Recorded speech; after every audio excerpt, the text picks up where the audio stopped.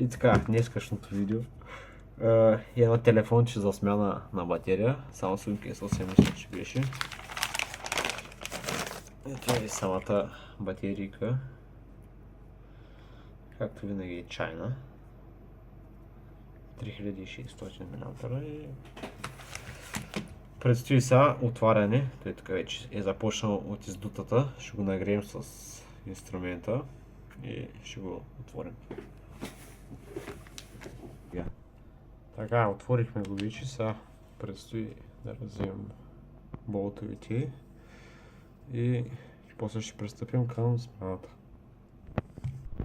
Така, след като си ги развили, задължително се маха отгоре капачето за SIM картата, защото много хора не го махат и като валят, аз пластмасата е закачена и го чупят. Нали.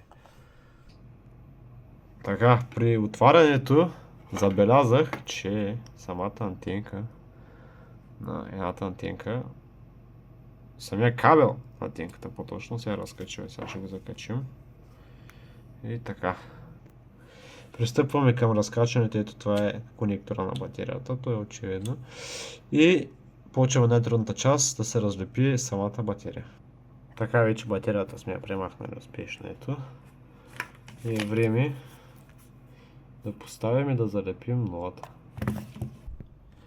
Готово, инсталирана е батерията, само че тук открихме проблем, че не е оригинална явно и конектора седи така.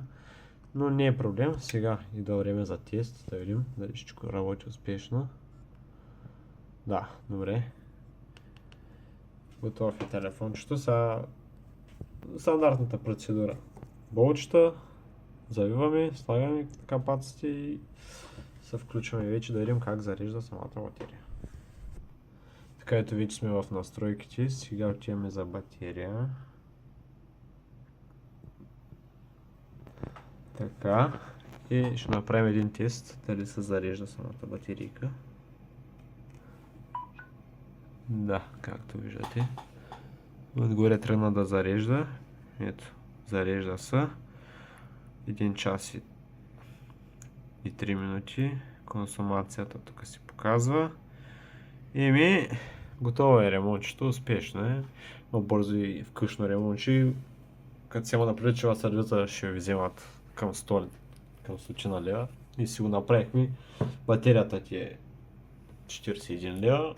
И с подходящите материали всичко става лесно, бързо и без проблем.